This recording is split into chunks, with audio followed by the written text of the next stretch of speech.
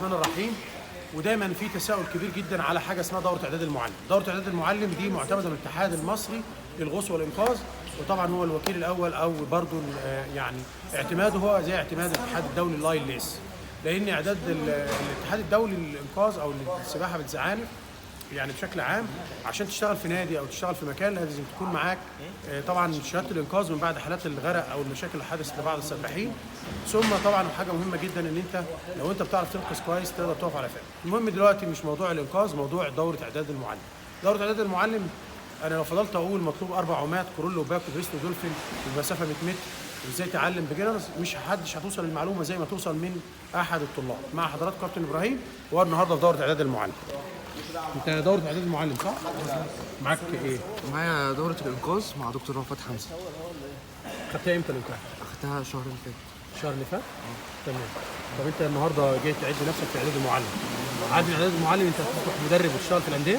مظبوط. طب قول لي اختبارها عباره عن ايه؟ 100 تنوع، 25 دولفين، 25 باك، 25 كرول، بريست، و25 حر. والمهم تكون قادر على تعليم التدريب ضربات الرجلين. ضربات الرجلين. ايه لاحد المبتدئين. تقول لك واحد متعلم وتوريني ازاي يعمل ضربات الرجلين، بس بعد ما نشوفك الاختبار ده اطلع من الستارت. ده قدام حضراتكم بالعمل اهو. حمام 25 يبقى هيعمل 4 مرات. احنا هنوري لكم بس العومه في 25 واحده، يعني احنا هنوريها لحضراتكم بس عشان الناس اللي مختلفه معانا. في ناس ما تعرفش يعني ايه كرول اصلا، فحضراتكم اهو قدامكم مع كابتن زيد هيقول له هتعوم ايه مع الصفار. عد كنات تقولوا يبقى على الستارت. دي الكرول. صفر يا زياد.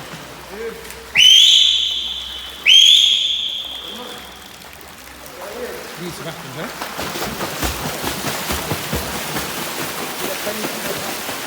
يكون قادر على التعليم زي الراجل ده دوره بيعلم الناس. هو بيعلموا رجلين، يبقى انت لازم عشان تكون اعداد المعلم بريست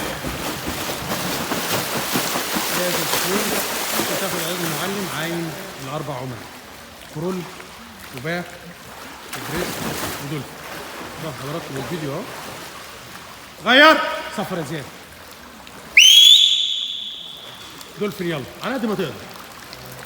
طبعا الدولفين صعب قوي على الكبار، بس هو عايز يكملها حره لان لسه هو في الدولفين، بس هنخليه يكمل يعمل حتى شدتين.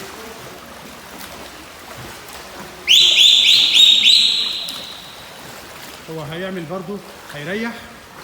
هو بيورينا برضو السباحات لكن هو فهم. خلي بالك عايزك تحاول تشد شدتين دولفين، شدتين بس دولفين عشان الناس اللي بتشاهدك، شدتين بس دولفين. بس طبعا لسه احنا هنعلمه الدولفين، هنستخدم البورد وهنشتغل عليه لحد ما يكمل الدولفين وهنشتغل على الوسط كويس. شكرا يا ابراهيم، وطبعا شكرا كابتن زياد. وطبعا احنا شغالين على المجموعات اللي بتجي لنا. الحمد لله بيجي لنا ناس، لان الناس عارفه ان الانقاذ مهارات الانقاذ مش سباحات، ده تحت الميه سحب زميل. فهو النهارده عمره معانا دولفين وهنبدا معاه. وافتكروا كابتن ابراهيم لما نعومه دولفين. عايز تقول حاجه يا ابراهيم؟ عايز أقول لكل طالب أو لاعب لازم ياخد دورات عشان يطور من نفسه ويعرف يبقى كابتن يعني. والله انت اصلا بسم الله ما شاء الله عليك في الباك والكرول وفي الباك والبريست هايل.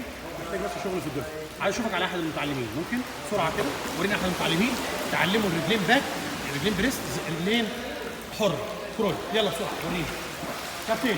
سلموا المجموعه، سلموا بسرعه. ادخل على الراجل ده وريني كده شخصيه معلم بقى.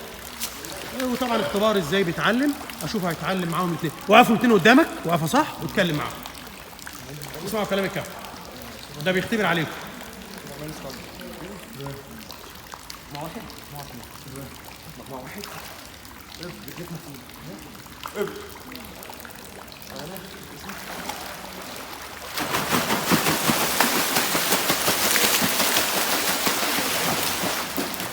طبعا المفروض يا ابراهيم بتعمل نموذج للمتعلم رقم 1.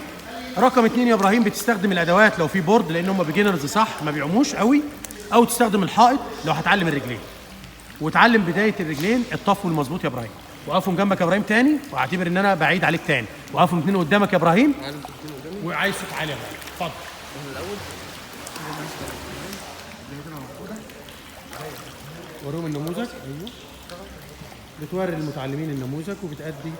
يبقى ضربات رجلين سكالينج على طول. ماشي اتفضل وريك. دول المتعلمين بيبصوا. نزل كتفك تحت عشان ما تبرقش.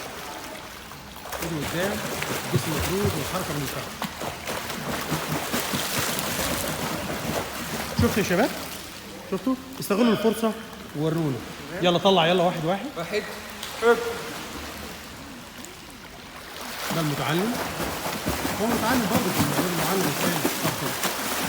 بيساعد.